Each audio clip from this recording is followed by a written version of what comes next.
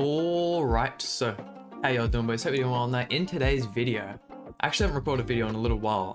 The past couple ones have all been, pre-record and whatnot, but oh my god, was I so excited to see these news. There is some juicy content in this one, and I honestly thought this would be pushed back another week considering we only just got the Mono and Eastern last week. I figured they wouldn't, but this is good. Usually we've been getting these one update, off week one update, but it shows whether, still looking to catch up with JP. But right off the bat, 7 Deadly Sins Grand Cross PC version release.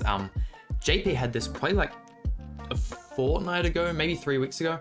I will of course do a video on actually, getting it all set up, and there is some stuff you do have to type in a password every time you log in, but from what I've heard, the jump from if you use BlueStacks like the emulator, it is insane. But jumping back down here, new chapter is added to the main story. Chapter 20 main story quests and stages have been added. So haven't really kept up with story an awful lot. This looks to be what's happened in the movie, but I don't remember anything happening or anything being said when it came out on the JP version. So I might actually even do a stream or even just a video going through all the story. It won't if I do a video on the story, it won't stop my daily uploads. That all day I'll probably do too. Clear 100% of each quest will be unlocked after next story update is released. We hope you look forward to the story update.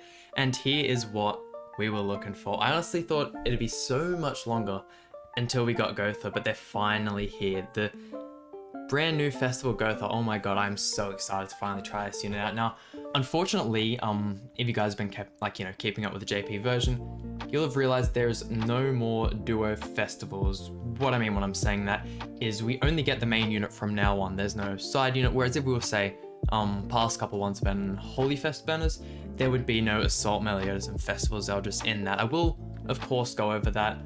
I might actually go over it now whilst we're in this topic, but basically, they're only having the festivals be on their main banner, but having what they have now with the part 1, 2, and 3 banners where they constantly rotate units. They're thinking of they are gonna put festivals in that, and I think it's a random selection of festivals. It's not you could get a Holy Fest with a regular festival.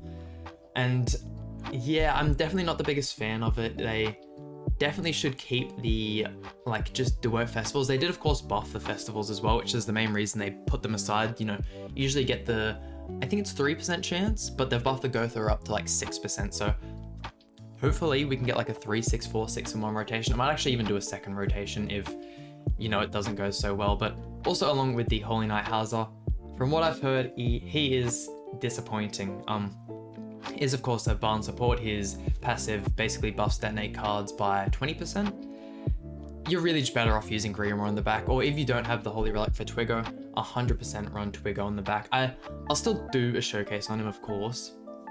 He's just, I don't really know how he'll go. He's still the same as the old Hazza, as you can see. He still has the same ultimates, so substats are a little bit iffy as well. We'll see. I'm definitely keen to try the both of them out. Going down here, chapter clear, basically just going over everything we're getting. 110 free draws, really nice. I could imagine that's for a side banner though. Croc Shell, do they? Okay, they don't really show off the boss, which is strange. This is just going over all the events and whatnot. Special missions, part 1, the new demonic beast, which, unless this is a rerun, I don't remember any Croc Shell bosses or even seeing anything about them. But King's upgrade stuff, Growth Burst event, double player XP, free continues, material shop. There was actually one, I'm not sure if they're going to do it again, where it was a half enhancement stones for when you're upgrading your gear. I didn't even realize it was an actual event. I just thought maybe they lowered how much, but it takes it from usually when you take a piece of gear from 0 to 5 stars plus 5, it's 600 enhanced stones, but it took it all the way down to 320, which was super big. If it comes out, I'd 100% recommend upgrading all your gear. It is so good. The one thing down here is, these of course always happen in battle events. I'd recommend doing them for the first time completion rewards, but here is the juicy content. Basically the village donation event. Go through, give all your villagers $1 million gold free SSR pendants. Just due to the fact that the game hasn't been as long, out as long as the JP version. There are definitely a lot of people, myself included, that still don't have their box. max level 80, max level 90, and are still struggling to get SSR pendants. Like when the Eastern and Mono actually came out, I was going through and like spending silver coins on getting like the SP dungeon retries so I could get enough SSR pendants to actually get the units to level 90 for their showcases. Do stuff to do the Eastern showcase, so might have to push the Gotha showcase back a day.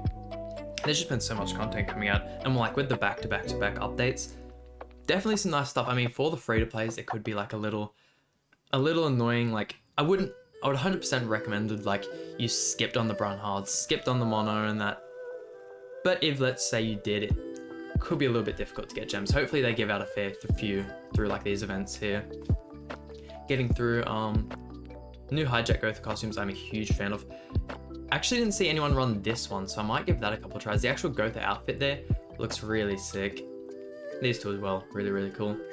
New gem bundles. These are basically the same as what they do every event. Got the demonic.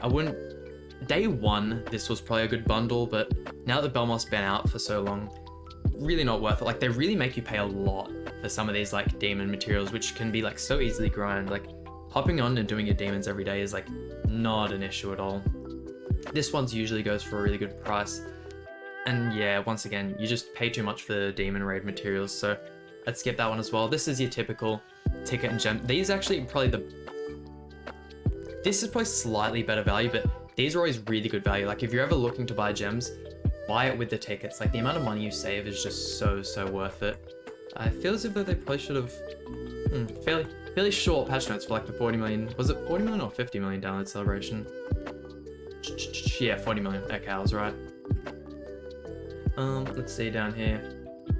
More bundles. Yeah, basically all the bundles they're just talking about. New artifact cards, which I can imagine these will all be given out, yeah, through like exchange shops and all that. Increase all allies damage dealt, increase allies damage dealt to enemies by 5%, excludes PvP and death. I mean, if let's say you missed out on the, actually this could be a lot better. Excludes PvP and deathmatch. This could actually be really good, especially for the bird raid, which like at the moment is the main focus of Grand Crossing, like a total like PvE. It is the hardest content to go for, but yeah, no, this, I'd like to see what these multipliers are like maxed out, because I don't actually remember the one for the Ragnarok one, which is like the increased single target damage. I mean, in the bird raid, you're really only doing single target damage to him, so it'll most likely, we'll have to see what the multipliers are, but the Ragnarok one might still say the best. If you missed out on that one, of course, this could be a very good alternative. New skill Pulverize effect has been added. Find out more with the search skill. Previous skills, randomly remove skills. Okay, that's just talking over the skill adjustment. New achievement and reward adjustment. Clearing time. Whoops. Clear floor 3 of Hasvalg in this one time. Okay, so they're clear floor 3 of 5 times. Okay, so these must be in like the actual like reward system. These are nothing like you actually get like first time completion, because I was gonna say, I swear they didn't give out gems for like first time completion. It was just like the materials, but no, that seems about right.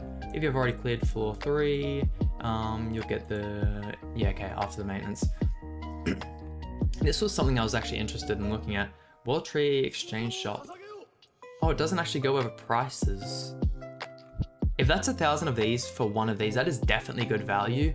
We'll have to see in game though, because these are so limited. Like getting the Holy Relics for SSR characters, you need 15 of these, and like for most players, you'll probably only be able to get 1 per week just from finishing the first 4. But for like the minority of people that can finish the second stage, it's still like a fair few weeks just to get 1 SSR Holy Relic. That's, you know, disregarding all the other materials you get.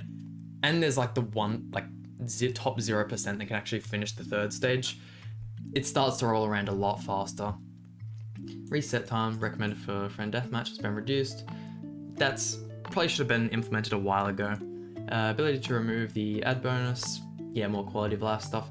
Ability to save your preferred view in the world map. Once you zoom in out of the world map, you say, yeah, this all basically just looks like a bunch of quality of life stuff. This could be interesting though. And battle content has been added to the list of recommended teams.